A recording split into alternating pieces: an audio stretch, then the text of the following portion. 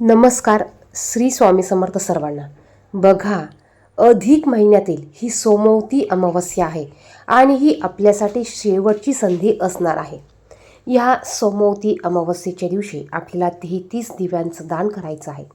आता हे 33 दिवे कशाचे बनवायचे, कोणते दिवे घ्यायचे, कुठे दान करायचं, कसं करायचं आणि यानंतर ह्या दिव्यांचं काय करायचं याविषयीची संपूर्ण माहिती आपण या व्हिडिओमध्ये पाहणार आहोत.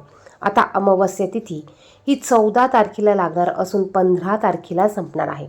मग नेमकी आपण हे 33 दिव्यांचं दान 14 तारखेला करायचं की 15 तारखेला याविषयीची देखील संपूर्ण माहिती आपण पुढे पाहणार आहोत. त्यापूर्वी तुम्ही जर का चॅनेलवर नवीन असाल तर चॅनेलला सबस्क्राईब करा आणि असेच माहितीपूर्ण व्हिडिओ बघण्यासाठी बाजूच्या बेल आयकॉनला प्रेस करून कमेंट बॉक्समध्ये ओम नमो भगवते वासुदेवाय नमः लिहायला विसरू नका. अधिक मास हा भगवान श्रीहरी विष्णू यांना समर्पित आहे आणि या अधिक महिन्यातील ही सोमवती अमावस्या असल्यामुळे या अमावस्येला अधिक महत्त्व प्राप्त झालेलं आहे. आपण संपूर्ण अधिक महिन्यात काही ना काही सेवा केल्या असतील किंवा काहींनी केल्या नसतील. ज्यांच्याकडून जितक्या सेवा झाल्या असतील तितक्या किंवा काहींनी संपूर्ण अधिक महिन्यात सेवा केलेल्या असतील. आता ह्या सेवेची जर का तुम्हाला उद्यापन किंवा सांगता करायची असेल तर ती कधी करावी. बघा, अमावस्या ही 14 जूनला दुपारी सुरू होत असून 15 जून रोजी सकाळपर्यंत असणार आहे. सूर्योदयाच्या वेळी अमावस्या तिथी असल्यामुळे 15 जूनला अमावस्या साजरी केली जाईल. आपल्याला सोमवती अमावस्येच्या दिवशीच 33 दिव्यांचं दान करायचं आहे.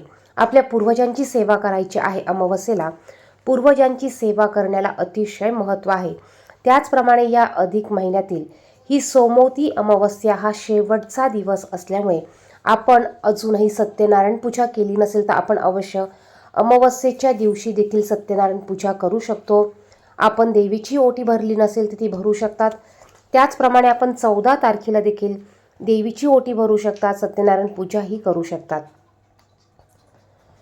अधिक मासातील अत्यंत दुर्मिळ आणि पुण्यदायी अशा अधिक मास अमावस्येला अतिशय महत्त्व आहे.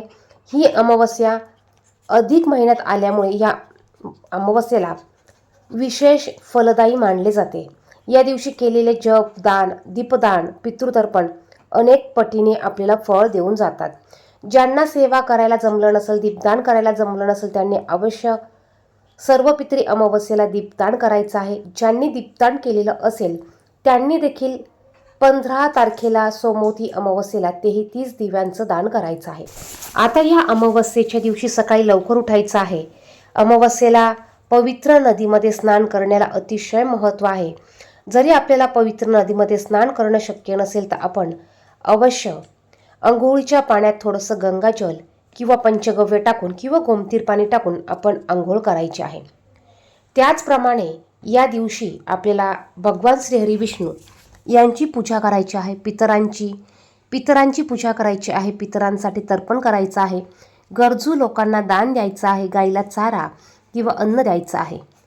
असं केल्याने पितृदोष कमी होतो, घरातील नकारात्मकता दूर होते आणि सुख समृद्धी वाढते.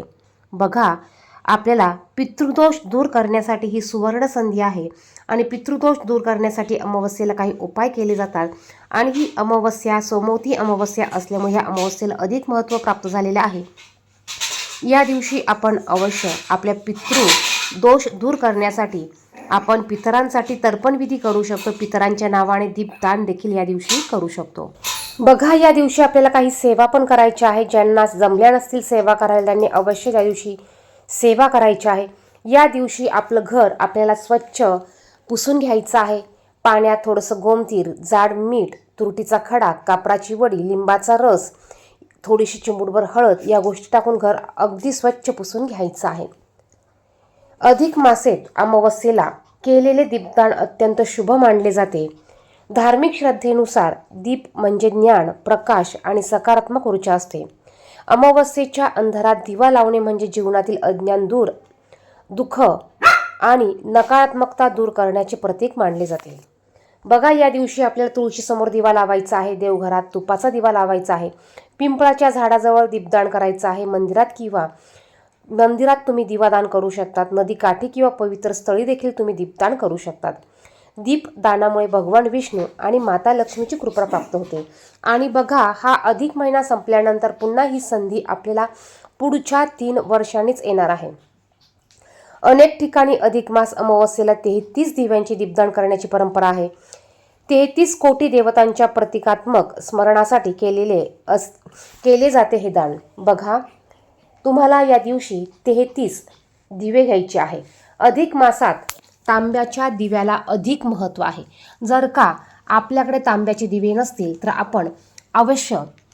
आपण कणकेचे 33 दिवे बनवू शकतो. आता बघा, बाजारात छोटे छोटे तांब्याचे दिवे मिळतात. अगदी पातळ असतात, स्वस्त मिळतात. तुम्ही ते 1 डझन 2 डझन आणू शकतात आणि तुम्ही त्यामध्ये थोडीशी तुपाची वात लावून तुम्ही हे दीपदान करू शकतात.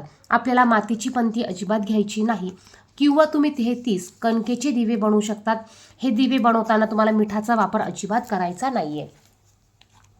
आता यानंतर बघा, हे दीपदान कसं करायचं. आता हे दीपदान तुम्ही एखाद्या मंदिरात करू शकतात, नदीकाठी करू शकतात, महादेवांच्या मंदिरात करू शकतात, गुरूंच्या महाराजांच्या मंदिरात करू शकतात, महादेवांच्या मंदिरात करू शकतात, माता लक्ष्मीच्या मंदिरात करू शकतात, श्रीरामाच्या, श्रीकृष्णाच्या, भगवान श्रीहरी विष्णू यांच्या मंदिरात देखील तुम्ही दीपदान हे करू शकतात.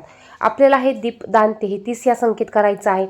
तुम्हाला जर का शक्य असेल तर तुम्ही प्रत्येक ठिकाणी 33 दिवे दान करू शकतात किंवा तुम्ही प्रत्येक ठिकाणी 2-2, 3-3 दिवे असं दान करून 33 हा आकडा तुम्ही पूर्ण करू शकतात. त्याचप्रमाणे तुम्ही नदीमध्ये, नदीच्या काठी देखील 33 दिव्यांचं दान करू शकतात. ज्यांना बाहेर जाणं शक्य नाही त्यांनी घरात देवासमोर 33 दिवे प्रज्वलित करून तुम्ही त्याचं दान करायचं आहे. आता घरी जर का तुम्ही हे दीप दान केलं तर मग ह्या दिव्यांचं करायचं काय. आता दान म्हणजे काय, तर आपल्याला हा दिवा मंदिरात लावल्यानंतर, प्रज्वलित केल्यानंतर तो घरी आणायचा नाही, तो तिथेच सोडून यायचा आहे. जर का घरी तुम्ही मंदिरात दीपदान केलं असेल, देवघरासमोर दीपदान केलं असेल, तर तुम्हाला हे कणकेचे दिवे असतील तर तुम्हाला ते पाण्यात सोडायचे आहे, जेणेकरून तिथली मासे, जीवजंतू हे दिवे खाऊन जातील. किंवा तुम्ही हे दिवे एखाद्या मंदिरात तुम्ही ठेवू शकता. तांब्याचे दिवे असतील तर ते तुम्ही मंदिरात ठेवू शकतात. आता ह्या शेवटच्या दिवशी आपण गाईला देखील चारा खाऊ घालायचा आहे. शक्य झाल्यास तुम्हाला जर का गोदान करायचं असेल तर तुम्ही छोटीशी गाय वासराची मूर्ती तुम्ही मंदिरात गुरुजींना दान करू शकतात किंवा तुम्ही एखाद्या गुरुजींना देखील हे दान करू शकतात. तर ह्या 33 या संख्येत आपल्याला अवश्य अमावस्येच्या दिवशी दीपदान करायचं आहे आणि अधिकाधिक पुण्य आपल्याला प्राप्त करून घ्यायचं आहे. व्हिडिओ आवडला असेल तर व्हिडिओला लाईक आणि शेअर करा. धन्यवाद. श्री स्वामी समर्थ.